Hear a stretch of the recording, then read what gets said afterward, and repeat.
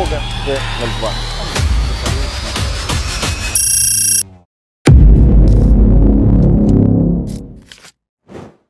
Добрый день, наши подписчики, наши зрители. Небольшое превью. На одном из роликов, которые мы снимали про умные замки, мы получили вот такой вот комментарий, что с умным замком справится даже школьник, что его можно легко вывести из строя, что с ним можно сделать все, что угодно, и при этом он никак не защищает ваш дом. Но нам стало это интересно, и мы рискнули. Специально для этого мы установили, купили и установили на дверь простейший умный замок. И специально для того, чтобы его уничтожать, пригласили Владимира.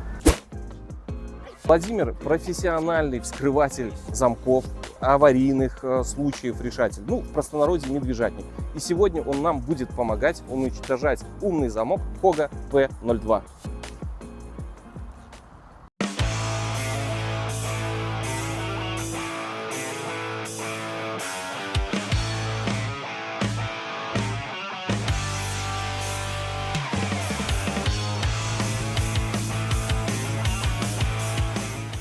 У меня в руках электрошокер, который мы специально приобрели для съемки этого видео.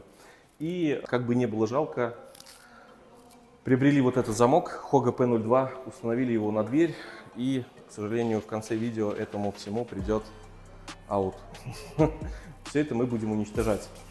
Установка замка, ну так, заняла у нас где-то 25 минут. Он идет на базе 252 замка, кому-то это может быть важно, кому-то известно. Планка самая популярная, поэтому замки линейки Хога, допустим, они могут устанавливаться уже на любую готовую дверь, которая уже стоит. Но главное, чтобы замок был на 252 планке.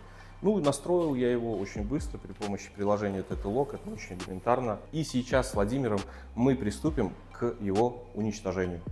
Отпечатки пальцев Владимира мы не будем добавлять, то есть все по-честному.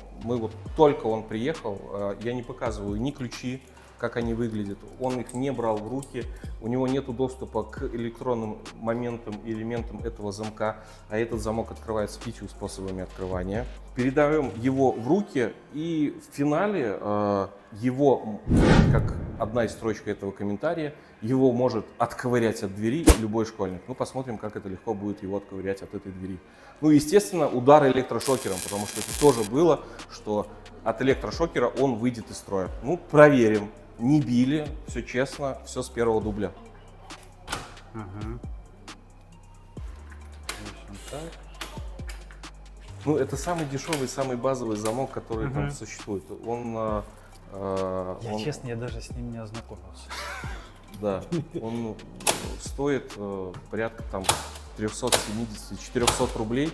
Это уже из России, он приехал сюда со всеми уплатами налогов. То есть это самая базовая и дешевая китайская вещь. Но при этом скажу сразу, что Хога очень сильно обращает внимание на параметры и безопасности, и качества самого изделия, поэтому замок выполнен из металла даже в самой дешевой линейке. И снаружи идет органическое закаленное стекло.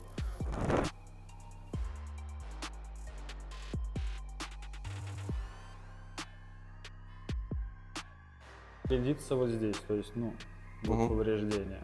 Ну, будет да, первоначальное, да, мы его специально купили, чтобы... Ну, это если так вот аккуратно там образно. Ну вот, возвращаемся снова к нашему умному замку, который мы попытаемся сейчас ударить электрошокером. Первое, какого эффекта это может достигнуть? Ну, ударили электрошокером, замок вышел теоретически из строя, и он откроется.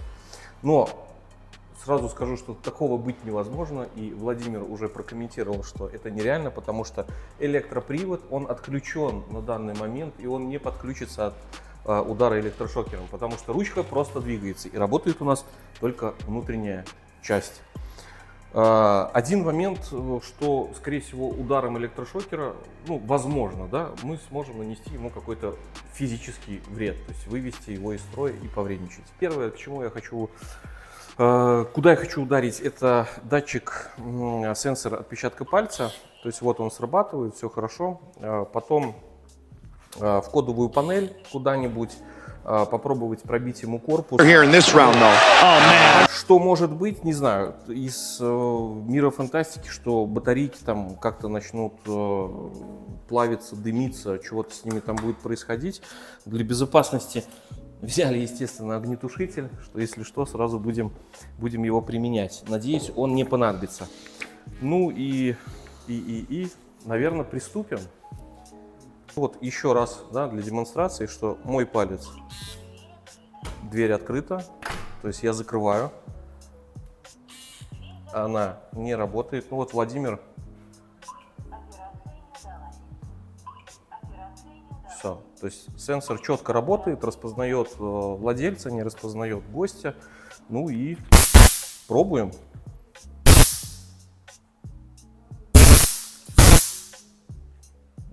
Сенсор моргает, что-то с ним происходит, но при этом он не перестал работать. То есть какое-то воздействие мы сразу видим на него, что от удара электрошокером что-то с ним происходит.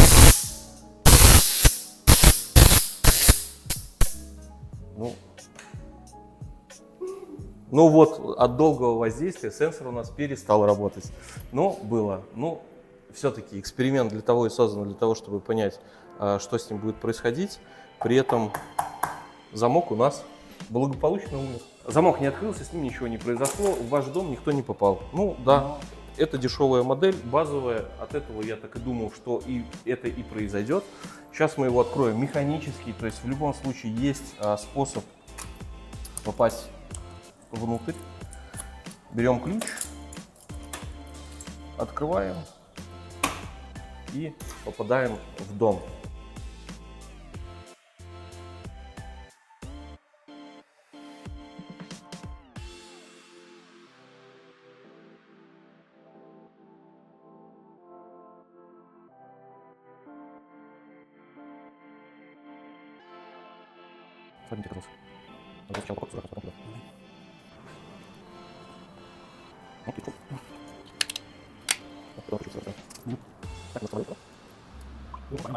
Короче, смотрите, замок ожил, мы его не смогли убить, мы убили датчик отпечатка пальца, сейчас мы его демонтировали, и, как мы видим, замочек благополучно заработал. Поэтому, да, датчик отпечатка пальца — это просто очень дешевая штука на самом деле. Ну, в общем, да, электрошокер навредил нашему замку. Ну, вы видели, я просто старательно уже жег на все деньги, как говорится, жег, я его спалил. Но мы его сняли, мы его отключили, замочек снова ожил. Единственное, мы подключили питание, потому что побоялись, выбросили батарейки, чтобы они не загорелись, ну, неизвестно, что было. Вот. Давайте что сделаем? Ну, продолжением этого всего будем попытаться сжечь плату, будем бить ему в корпус, но хотя это уже 100% ничего не поможет, потому что, скорее всего, там стоит какой-то такой же предохранитель, который просто выйдет из строя, и замок можно будет восстановить. Но давайте попробуем. Наши заказчики, посетители приходят, не будем снимать в кадре, и просто задают вопросы. Ну, интересно на самом деле, как это все дело происходит. Технологии рулят. Ну, поставили на место датчик, датчик не работает, но при этом замок продолжает дальше работать. То есть все электрические свои функции он восстановил, мы его не перезагружали, то есть, ну, все функционирует.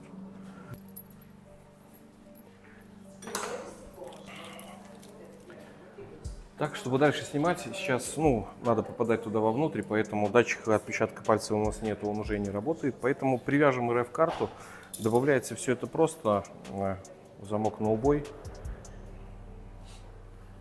Подходим, добавить RF-карту, постоянный, имя произвольное, нажимаем ОК.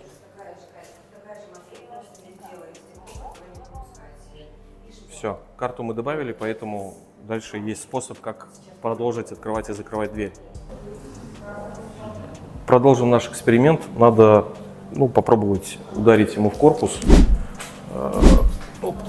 Где мой фонарик?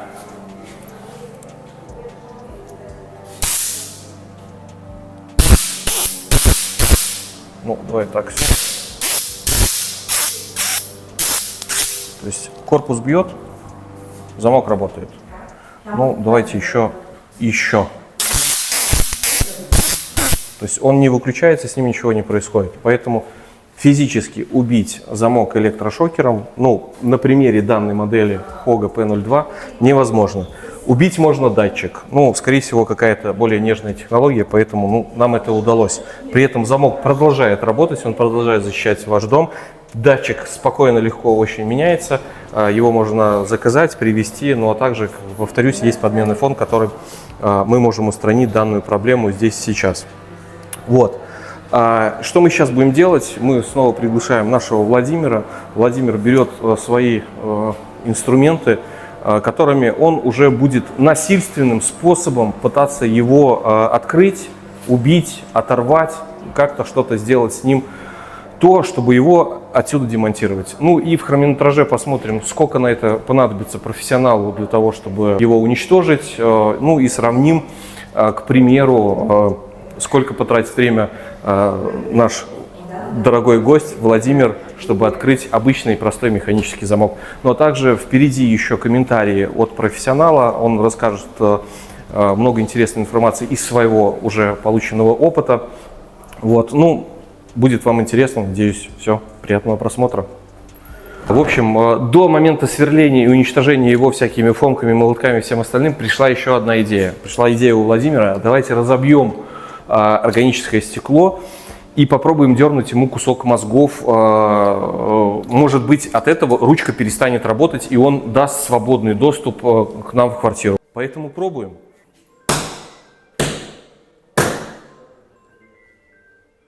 Замок. Но он работает. То есть, ну, а если сейчас его, или таблетку эту не привязывал к карту? Привязывал. Попробуй. Он постоянно работает. Мы его разбили, но он все равно работает. И были такие комментарии от наших заказчиков, покупателей, что делать, если его разобьют. Ну, да, разбили, при этом плата не повреждена, при этом он работает, открывается от карты, и стекло, оно все меняется, как в обычном телефоне. И стоит это гораздо дешевле. Стекло мы били специально.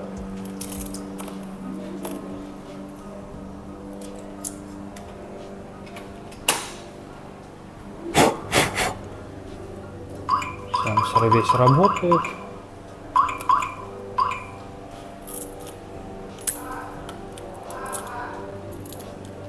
Ну, это не повторять, потому что можно порезать пальцы. Угу. Было два жестких удара, один попал сюда. Вот стекло, оно настоящее, органическое, закаленное. Вот здесь оно рассыпалось. Сенсор по-прежнему работает. Я жахнул молотком очень хорошо. И карточкой. Карточка до сих пор, подожди секунду, до сих пор карточка срабатывает.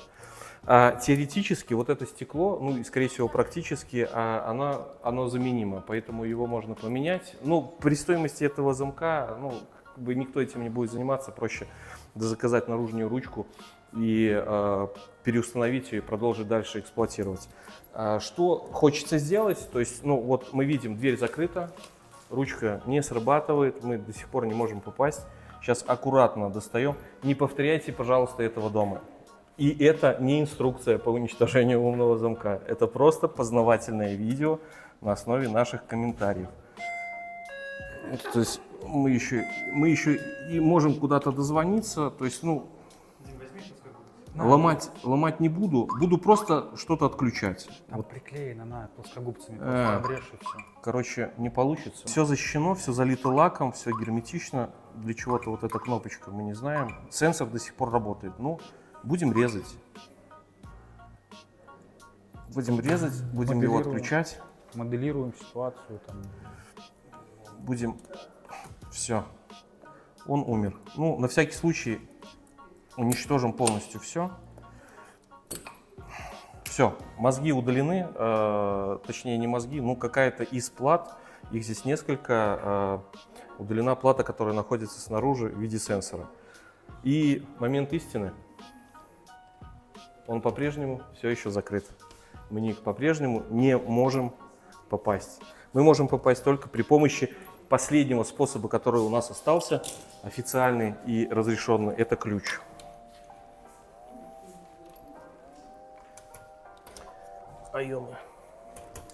Все, ключ установили, поворачиваем, дверь открывается. Только ключ. И с той стороны попробуй, Да. что работает. Все, стой работает. Ключом он открывает. Ключом он закрывает. То есть даже в таком состоянии, при наличии механического ключа, вы не остаетесь без замка, вы имеете возможность для того, чтобы попасть, закрыть, выйти и зайти в дом. Дверь у нас сейчас закрыта. Ну, то есть замок, электронная часть полностью замка умерла, но, как показывал Дмитрий, что механическая часть работает. Ну, смоделируем ситуацию, что предположительно нету ключей. Будем открывать его через полное уничтожение замка.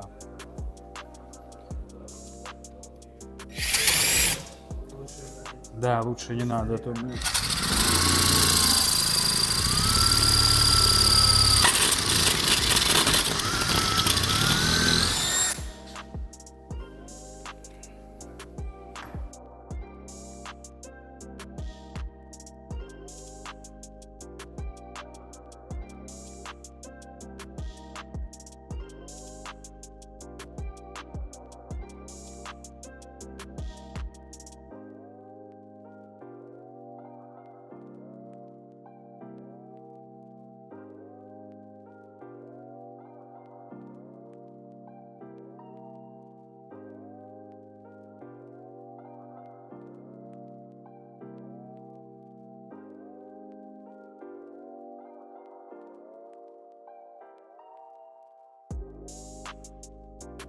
Но Владимиру приходится нелегко. Явно это делает без удовольствия. И отметим, что не в первый раз. Да, и отметим, что это делается не в первый раз. Поэтому уже есть какие-то знания, есть понимание, куда нужно направлять отвертку, где нужно что-то приподнять, куда-то что-то повернуть. Вот. Ну вот, он сдался. Он сдался, и ну, по хронометражу вы видите и понимаете, сколько это было времени, что с ним произошло, сколько было шума. То есть, ну и в принципе профессионал немножко взмок для того, чтобы это сделать. Неподготовленный человек, не зная, ну вряд ли, как еще раз говорю, будет заниматься вот этой вот всей историей и пытаться его как-то вскрыть профессионально. Вот. Ну, остался у нас последний способ, про который говорили, что любой школьник сможет его отковырять от двери, всковырнуть. Ну, попробуем уже насильственным методом отделить наружную ручку от полотна и при этом попасть вовнутрь. Смотрите дальше. Дверь закрыта, все, вот она. И никак не попадешь, и закрыли ее тоже на цилиндр. То есть таким же путем, как открывали, так и его и закрыли.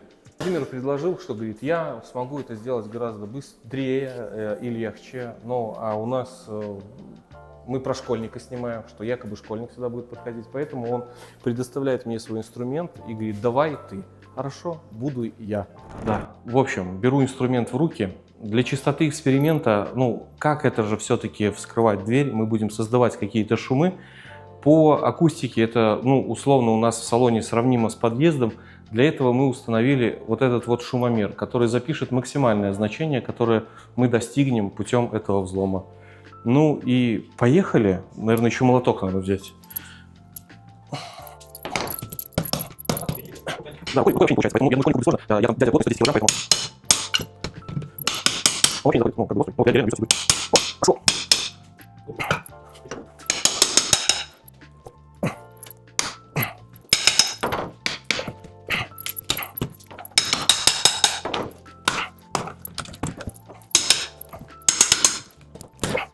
Ты пошел.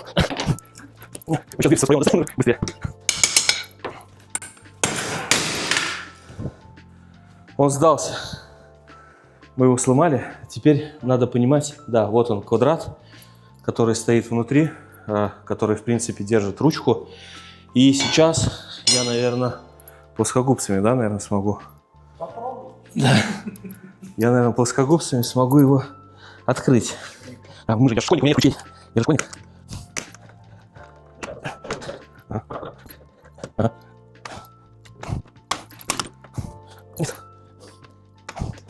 Я не буду дальше мучиться, потому что, попробую еще, потому что это бесполезно, и никто этого не будет делать. С причиной того, что я не могу просто физически повернуть, и, какой смысл? Мы уже шума сделали 110 дБ, уже по-любому кому-то мы уже привлекли внимание. Дальше я вот уже не подготовленный, неопытный чувак, который, я не знаю, как его. Давайте дадим Владимиру, вот. Да, все, он знал, он просто знает, как с этим делать. Но я не могу, я реально вспотел весь. Вот, Поэтому я и говорил, что лучше ломать тому, кто не знает. Я знаю, как загнуть, куда, где ударить, образно. Поэтому я уже сдался. Школьник бы сдался бы еще на первом этапе, когда это не лезло. Вот, повредил себе здесь, потому что сорвался инструмент и ударил себя сюда под ребро. Вот, да, теперь мы внутри, мы это сделали. Как резюме вот этого всего, да, кстати, мы дарим замок за самый вредный комментарий, вот этот, который остался, вот. И как резюме, открыть можно все, что угодно. Легко не получится, и еще раз повторяюсь, это на примере самого дешевого замка из линейки замков Хога. Мы взяли Хога P02. Я не говорю про все остальные замки, потому что в интернете уже и я видел много видео, когда открывают умные замки, дешевые, особенно китайские, за 10 секунд, за 20 секунд. Мы стараемся использовать максимально защищенные, максимально хорошие замки, которые не получится за 10 секунд открыть. Вот, даже профессиональный взлом, он занимает какое-то определенное время. То есть легко попасть в дом не получится. Уничтожить, да, как показывает практика, можно все. Но и простой обычный механический замок при помощи вот этого вот инструмента, фомки, молотка, кувалды, можно все открыть. Дальше поговорим немного о профессии Владимира, расскажет свой опыт, поделится своим накопленным опытом уже за долгие годы, выдаст какие-то рекомендации, на что требуется обратить внимание, когда вы приобретаете умный замок, либо приобретаете обычные замки.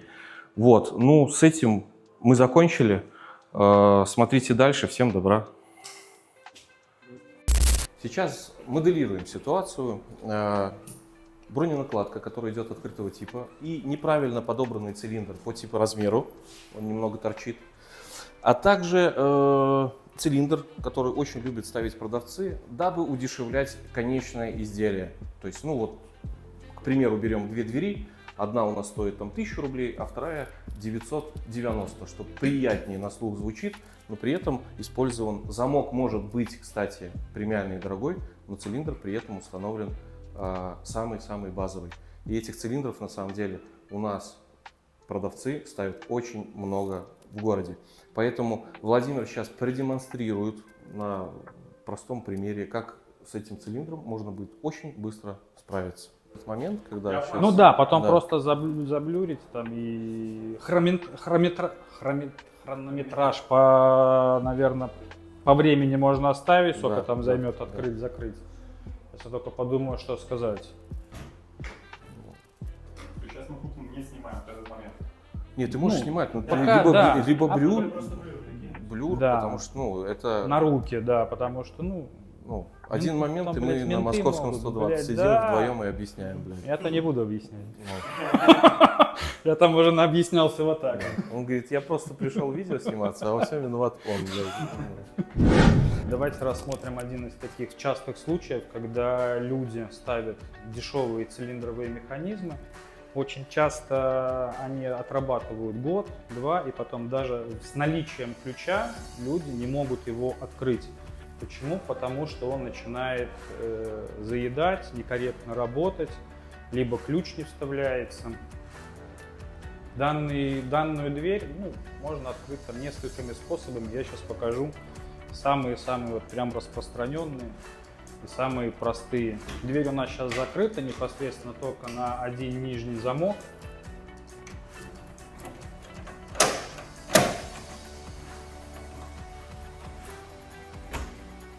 Дверь закрыта, дверь уже открыта у нас. Это мы рассмотрели с вами одну ситуацию, когда, например, ключ у вас в наличии есть, но что-то пошло не так, и ключ работает некорректно. На данный момент я опять сейчас дверь закрыл. Сейчас рассмотрим немножко другую ситуацию, когда наличие, например, хорошего цилиндра, пускай тут будет цилиндр дорогой, но без комплексной защиты, без правильно подобранной броненакладки, а вот именно с такой декоративной накладкой, никакой защитной функции не несет. Сейчас я вам покажу, продемонстрирую.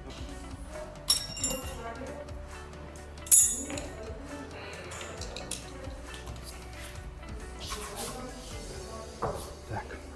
Дверь у нас закрыта, накладочка у нас просто декоративная. Потом тут надо будет блюрить.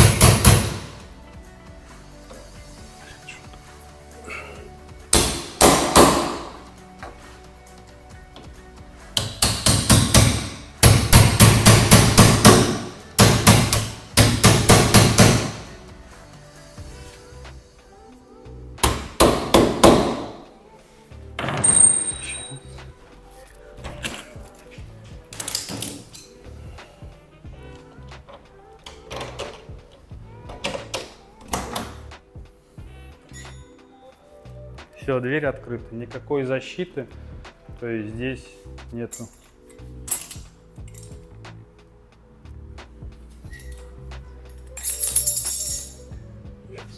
Смотри фокус. Ну так, чтобы не показывать, чем. Вот эту дверь, то есть вот дверь вот этой вот штукой, смотри. Просто вот.